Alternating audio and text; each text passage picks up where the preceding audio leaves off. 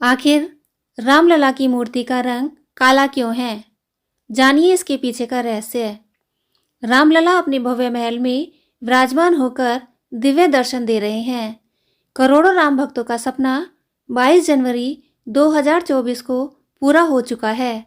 इसके साथ 22 जनवरी की तारीख इतिहास के पन्नों में भी दर्ज हो गई है। राम मंदिर के पट खुलने के बाद कई लाख राम भक्तों ने अपने आराध्य का दर्शन पूजन भी किया है। राम मंदिर में प्रभु राम बालक राम के रूप में विराजमान हैं। 5 वर्ष के बालक के तौर पर रामलला की प्रतिमा बनाई गई है। प्रतिमा का निर्माण मैसूर के मूर्तिकार अरुण योगीराज ने किया है। कमल दल पर प्रभु राम विराजमान हैं, जबकि प्रतिमा के सबसे ऊपर स्वास्तिक और आभा मंडल भी बनाया गया है। इस बीच हर राम भक्त के मन में एक सवाल चल रहा है कि आखिर क्यों प्रभु राम की मूर्ति का रंग काला है। तो आइए जानते हैं कि प्रभु राम की मूर्ति का रंग काला क्यों है। महर्षि वाल्मीकि रामायण में भगवान श्री राम के श्यामल रूप का वर्णन है, इसलिए प्रभु को श्यामल रूप में पूजा जाता है।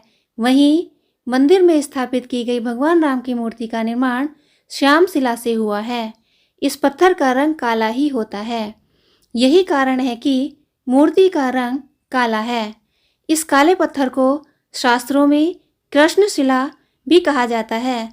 शास्त्रों के अनुसार कृष्णशिला से बनी राम की मूर्ति खास होती है। इसी कारण इस मूर्ति को श्याम शिला से बनाया गया है।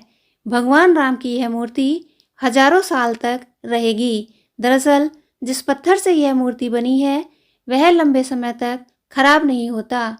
इस मूर्ति को जल, चंदन और रोली लगाने से कोई प्रभाव नहीं पड़ेगा।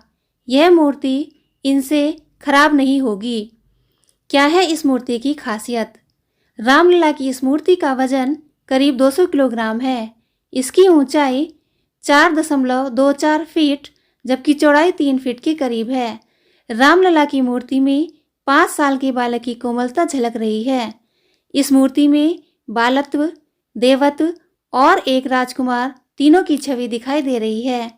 कमल दल पर खड़ी मुद्रा में इस मूर्ति के हाथ में तीर और धनुष है। रामलला की मूर्ति के ऊपर स्वास्तिक, ओम, चक्र, गदा और सूर्यदेव विराजमान हैं। सुंदर बालक, बड़ी आंखें और ललाट भव्य है। मूर्ति में भगवान विष्णु के 10 अवतार दिखाई दे रहे हैं। मूर्ति के निचले हिस्से में एक और भगवान राम के अनन्य भक्त हनुमान जी तो दूसरी ओर गरुड़ जी को उकेरा गया है। मान्यता के मुताबिक जन्मभूमि में बाल स्वरूप की उपासना होती है।